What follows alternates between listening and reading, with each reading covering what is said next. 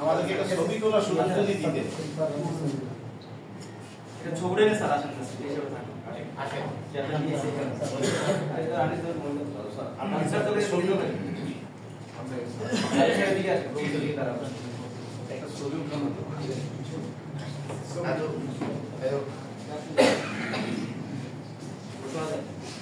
যেমন এই বক্তব্য নিয়ে আসছেন আমাদের আজকের ওয়ার্কশপের সম্মানিত প্রধান অতিথি জনাব মোহাম্মদ কবিরউদ্দিন আহমেদ, উপপরীক্ষা নিয়ন্ত্রক, মাধ্যমিক উচ্চ মাধ্যমিক শিক্ষা বোর্ড।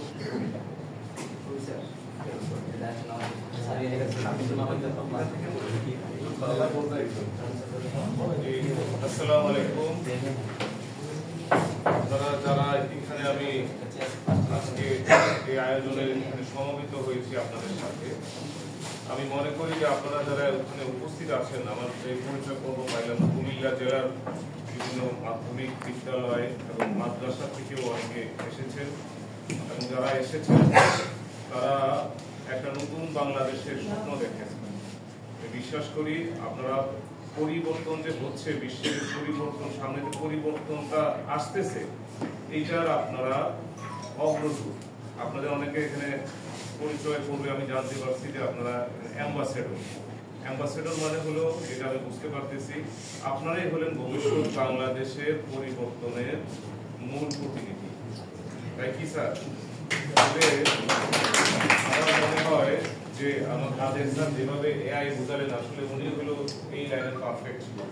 আমি জাস্ট এসেছি, বিক্রম আমাকে বলেছে, আমি জাস্ট আপনাদের সাথে দেখা সাক্ষাৎ হলো, কিন্তু শিক্ষার সাথে কাজ করি, আপনারা আমাদের সহকর্মী। আমি শিক্ষা পরিবারের সাথে যতই আসতে পারি ততই ভালো লাগে, সেই জন্য আসা। আসলে আমরা সমাজ বিজ্ঞানের, আমি শিক্ষক, সমাজ বিজ্ঞানে আমরা জানি যে সমাজ বিজ্ঞানে সমাজ একটা হলো পরিবর্তনশীল একটা বিষয়।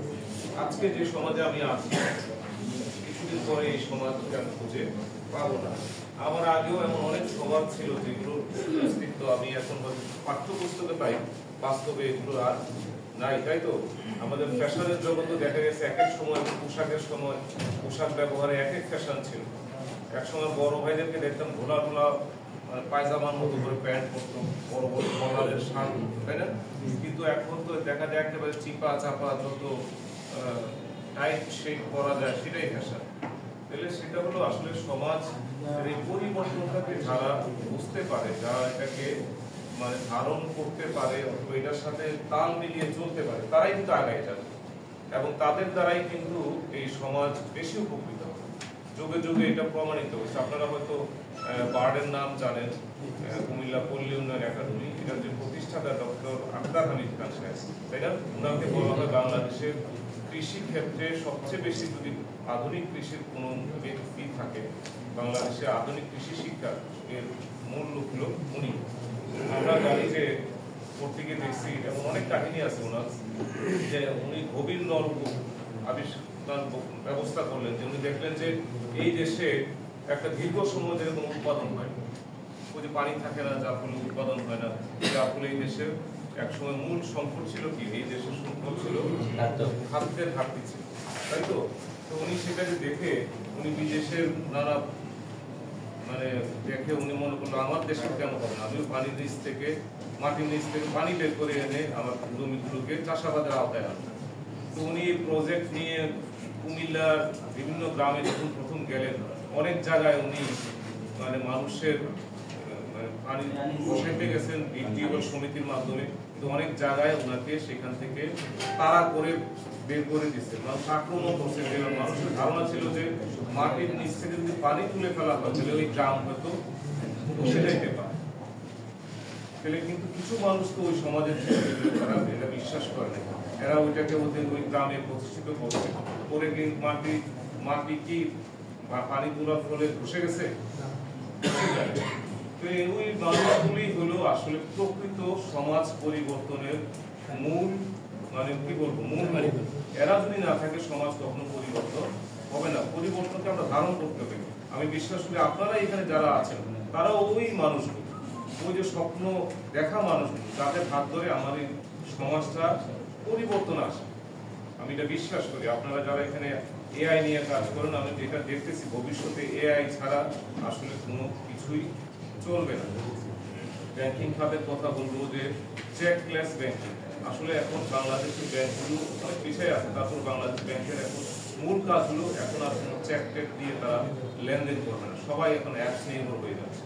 তাহলে এটা যারা যত দ্রুত বুঝতে পারবো আমরা তত বেশি আমরা আগাইয়া থাকতে পারবো।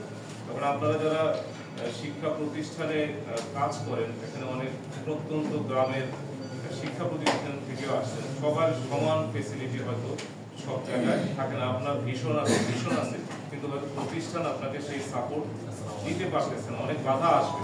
কিন্তু সেই বাধাকে অতিক্রম করে আমাদেরকে এগিয়ে যেতে হবে, নাকি স্যার? সেই বাধাকে যদি আমরা অতিক্রম করে যেতে না পারি তাহলে তো আসলে কোনো কিছু তৈরি করা বা সৃষ্টি করা সম্ভব হবে না। আমি আমাকে আজকের এই অনুষ্ঠানে আপনারা যারা দাওয়াত দিয়েছেন আমি ধন্যবাদ জানাই। আপনাদের উদ্যোক্তা যারা আছেন এটা, এবং আমি বিশ্বাস করি যে আপনারা এই কুমিল্লার যে শিক্ষার পরিবেশ সেটাতে অনেক আধুনিকায়ন আনতে পারবেন। আমি একটু অভিজ্ঞতার কথা বলে ফেলি এই ফাঁকে, যে তখন শিক্ষক আমিও শিক্ষক। যেমন আমরা উত্তরপত্র মূল্যায়ন করতে গিয়ে আমরা দেখছি যে ধরেন একটা অঙ্ক হয়েছে, আমার অঙ্কের ক্ষেত্রে আপনারা জানেন যে মার্কসগুলো বিভিন্ন ধাপে ধাপে থাকে। এতটুকু পর্যন্ত গেলে সে এত পাইতে পারে, 1 দেওয়া যায়, 2 দেওয়া যায়, কোথাও 3 দেওয়া যায়, 4 সম্পূর্ণ হলে 4 দিবে। কিন্তু এমন অনেক শিক্ষক আছেন আমাদের মধ্যে, হয়তো অনেক শিক্ষক মানে সঠিকভাবে দিচ্ছেন, মূল্যায়ন করছেন। আবার কিছু শিক্ষক আছেন দেখা গেছে যেভাবে মূল্যায়নটা হওয়ার কথা দরকার ছিল সেভাবে মূল্যায়নটা উনি করেন নাই, যার ফলে ক্ষতিগ্রস্ত হইল কি শিক্ষার্থী কিন্তু ক্ষতিগ্রস্ত। কিন্তু যদি এটা এআই দিয়ে যদি আমরা সম্পন্ন করতে পারতাম তাহলে কিন্তু এই ধরনের কোনো ঝুঁকি তৈরি হতো না। আমি কথাটা বুঝতে পারছি। তাহলে এআই এর ক্ষেত্রে আবার অনেকেই বলে যে এআই তৈরি হলে অনেকের মানে বেকারত্ব তৈরি হবে, কর্মসংস্থান নষ্ট হবে। আসলে আমি এটা বিশ্বাস করি। আমরা যখন ছোটবেলায় ছিলাম দেখছিলাম পেশা বলতে ছিল খালি কৃষি উৎপাদন বা ছোট্টখাটো 2-1টা কাজ, কিন্তু এখন তো সমাজে এত ধরনের কাজ তৈরি হয়েছে, এগুলোকে আমরা তখন চিন্তা করতে পারছিলাম। এআই আসতে যে কর্মসংস্থান সব মানে এআই নষ্ট করে ফেলবে, আসলে এরকম ধারণাও ঠিক না। এআই কে কেন্দ্র করে নতুন নতুন কর্ম পরিবেশ বা কর্মের সৃষ্টি হবে, নতুন নতুন কর্মসংস্থান এআই তৈরি করবে।